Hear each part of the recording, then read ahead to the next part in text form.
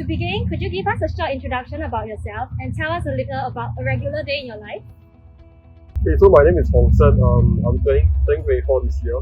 Well, obviously this period, my regular days are kind of different now as compared to, say, earlier this year. Usually the idea is I wake up, I bring my dog down to get her to relieve herself. And because I started working this year, so afterwards the rest of the day is kind of like just working. So now, because I'm working from home, I have the flexibility to bring her down for short walks now and then, say in the say early evening or late afternoon even. And occasionally I meet my friends. I go out. I go out to run some errands and such. Alright, so how do you stay occupied with the lack of community engagement events during the circuit breaker? So obviously, with all these measures, it's harder to gather. I would say definitely there's a reduction in that. Occasionally, we do still meet up in smaller groups now and then, not as frequent as previously.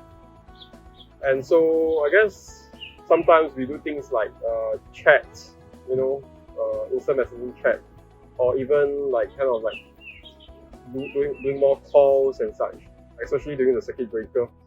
So we still communicate with each other. So, how do you go about adapting to the new measures set in place as a result of the COVID-19 pandemic? So I think there are quite a bit of changes that we need to adapt to. So, I mean, really it's just cutting down on what we really do. So, say pre-COVID-19, I used to travel to work. I work in the office. So nowadays it's kind of like there's more flexibility involved.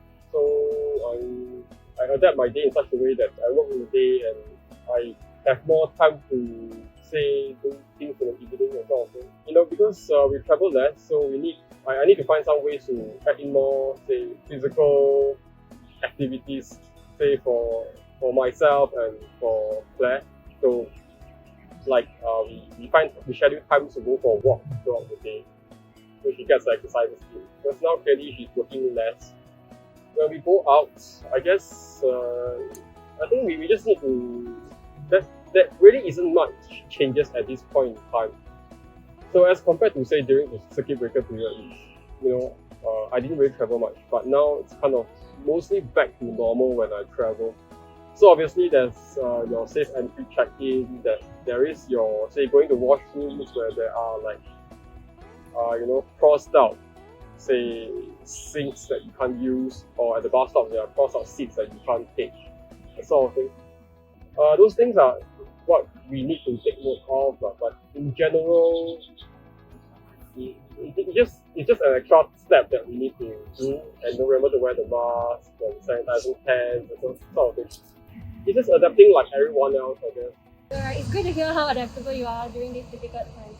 But perhaps could you share with us more about how do you know, for instance, where to stand during safe distancing measures, and what to say? How do you know which seats are crossed out or which seats are not able to sit on? So I guess where to stand is always a bit challenging. So I guess if you're talking about something like a lift where we just stick to a corner. That's how the guide dogs are trained anyway, at least based on my experience. So there's nothing much I can change about this. You just stay at the corner, which is what is recommended. Like everyone stand at the corner of the lift. For seats, usually we will try to pee on the seat first to make sure that there's no masking tape or other sort of tape to represent the cross. So let's say if you feel that there's a cross on the seat, we will avoid that. And also for in the washroom, it's going to be a bit different. So say in the gents, right, there are like your sinks that you can or can't use. I find that to be a bit challenging because it's not really obvious where the crosses are. And I think in some establishments, they actually switch it off. They turn it off so that it's not even functioning at all. So I think that's how we help.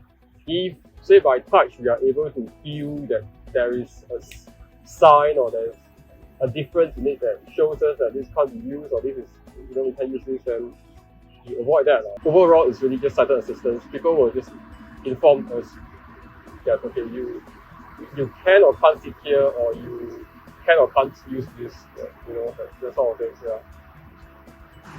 I see. see. In regards to what you mentioned about people telling you where you can sit or where you can't, was there a time during the circuit breaker period you felt that help was nowhere to be found? For example, were people more reluctant to offer their support in public? In generally, I would say no. I'm still able to get sighted help when I travel out. So say at the bus stops, one of the things I recall is usually to ask people for assistance, especially for large bus stops that I'm not very familiar with. I find that actually people are still quite willing to help me out. One more thing is sighted guiding. So in some situations, say in the MRT stations or even at bus stops or even just say out in public, when I need say sighted guidance, or rather I should say people will still offer sighted guidance. So maybe I will approach them and ask them for directions and they will still offer to guide me. But in some sense, I'm quite happy to know that people are willing to reach out, people are still willing to help despite all this. That I think there's some flexibility involved, that we still need assistance here sometimes. It's quite a positive thing to see, yeah. Alright, that's great to hear. So to end off, what would you like to say to the public in regards to how they can better support the visually impaired community during such a pandemic? I think in general, it's always the same, whether is it during this pandemic or prior to this, or maybe even after this as well. The idea here is that we need to understand each other, what people are comfortable with and how people are willing to assist us, like in terms of say the visually impaired people, like myself. For instance, not everyone is willing to sighted guide us, but sometimes we do need this assistance. More importantly, it's important to kind of understand what kind of assistance we need. There are solutions to help us with that, like apps and such, or maybe using signages. But sighted assistance might still be the more efficient way to go about this. So I guess what I would like to say is communication is important. Just when a visually impaired person or blind person approach you, just try to understand from a certain point of view. Alright, that's great to hear. Hong Sen, we would really like to thank you for your time today. As you can see, the visually impaired community has adapted to their own set of new norms during this COVID-19 pandemic. If you want to find out more about Guide Dog Singapore or how you can support the visually impaired community, do head down to our website, scarlet.com, or Instagram page @scarletofficial.